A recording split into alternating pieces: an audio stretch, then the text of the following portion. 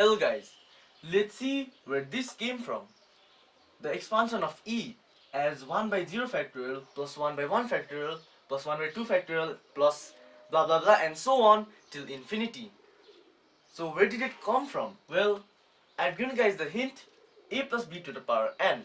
So that can mean one thing or many things, but that means binomial theorem, because that is a binomial expression, so we somehow have to use binomial theorem to get this.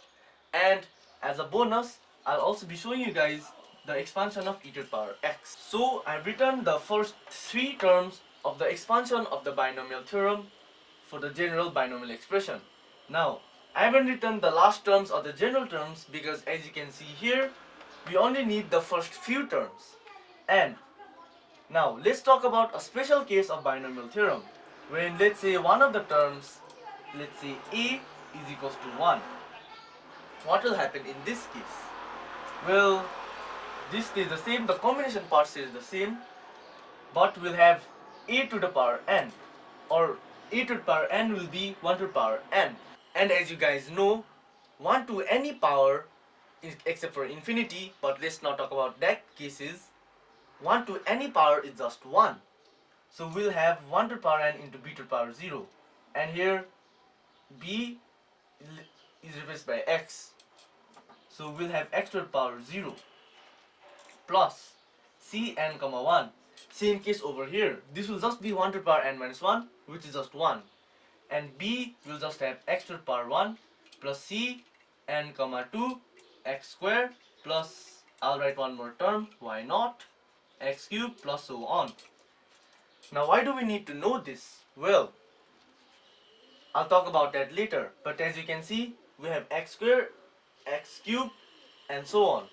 And right here in the binomial theorem, you can see it as 1 to the power 0, 1 to the power 1, 1 square, 1 cube. So we kind of have a pattern going on over here, and we will have to use this knowledge to derive that. So we can go one step further, and what we can do is just write the value of the combination. So cn comma 0. So we'll cn comma 0, that we can represent as c naught or c0, which is n factorial by n minus 0 factorial by 0 factorial. So we'll just have quickly do 1.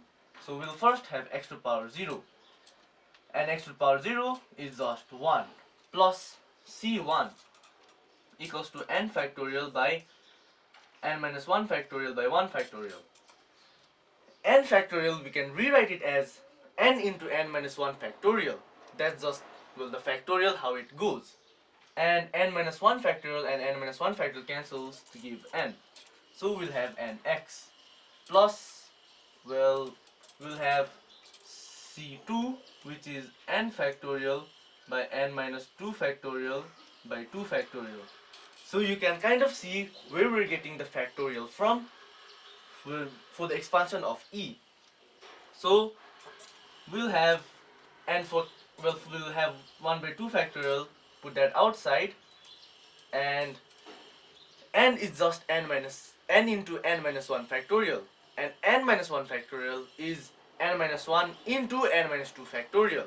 So we're left with n into n minus 1 by 2 factorial over here, x squared. And from here you can kind of see the pattern, plus n minus 1, n minus 2 by 3 factorial, x cubed plus so on. So this is what we'll need to derive e. And how can we do that? Well, we have to go to the definition of e first. So this is the definition of e. Let's say a number approaches infinity to the expression 1 plus 1 by n to the power n. This is approximately e, or 2.71828182845 and so on. That is e. Now, as you can see, we kind of have a binomial expansion over here, or binomial expression which we can expand. So right here, we can just use this knowledge right here and expand this. But what I'm looking for is not just e. I want e to some power, let's say x. So e to the power x. That would mean I'll have n approaching infinity, 1 plus 1 by n to the power n to the power x. So I'll kind of have to figure out the expansion for e to the power x. But what about, let's go from right to left. What about we just work with this over here. So suppose we just have 1 plus 1 by n to the power nx. And of course we're doing this because you can write n into x as this whole thing to the power x, and because of the indices law they will multiply and just give nx. And this is how we can derive e to the power x, and as a special case where x is equals to 1 we'll find our e. So this is just a binomial expression, right? So let's just put that over here. So first we'll have 1 plus nx. Now don't be confused by n and x, because here n is the power and x is the term, well, the second term. So it's here nx into 1 by n plus n minus 1. So this is the power nx minus 1 by 2 factorial 1 by n square plus, well, nx minus 1 nx minus 2 by 3 factorial 1 by n whole cube plus, and so on and so forth. Now here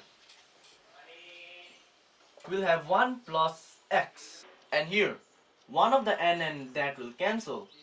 We'll have 1 by n remaining. But here's the thing, we'll have n in the numerator and n in the denominator as well. And we know for the e, or for the definition of e, we'll need to have n approaching infinity. And when we do that, we'll have an infinity by infinity case, which we really don't want. What we can do here in this is we can actually take n common from the back bracket. So this will simply be x minus 1 by n by 2 factorial into 1 by n square plus, and this is the same pattern we'll use, n cube x minus 1 by n x minus 2 by n by 3 factorial 1 by n cube, and so on. So why we're doing this, I already told you, because we need to cancel these terms over here,